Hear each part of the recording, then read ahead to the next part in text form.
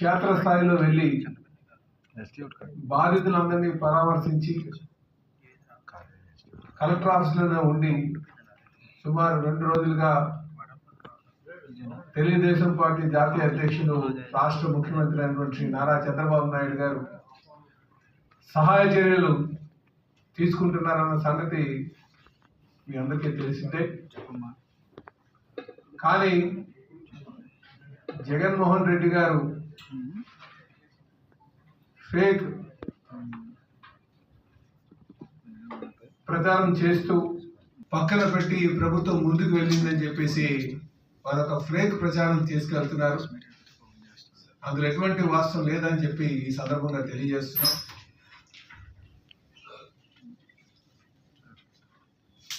చంద్రబాబు నాయుడు గారు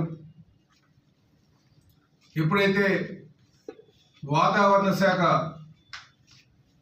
అంటే 29వ తారీఖునే వాళ్ళు హెచ్చరించిన వెంటనే 29వ తారీఖునే అందరు కలెక్టర్స్తో, ముఖ్యంగా కలెక్టర్స్ అందరితో అక్కడ వారు మీటింగ్ తీసుకొని విపత్తుకు ఎదుర్కోవడానికి కావాల్సినటువంటి అన్ని చర్యలు తీసుకోవాల్సిందిగా వారు ఆ రోజే ఆదేశాలు ఇవ్వడం జరిగిందని చెప్పి ఈ సందర్భంగా తెలియజేస్తున్నాం.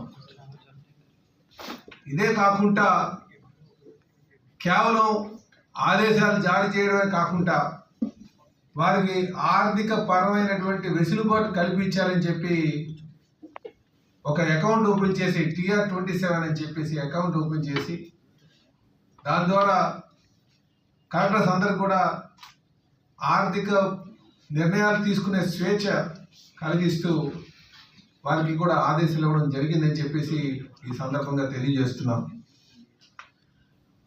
జనరల్గా ముఖ్యమంత్రులు కొంతమంది జగన్ ఫేక్ జగన్ లాంటి ముఖ్యమంత్రులు ఏం చేస్తుంటారంటే ఆదేశాలు జారీ చేస్తుంటారు, కానీ కావాల్సిన నిధులు ఇవ్వరు.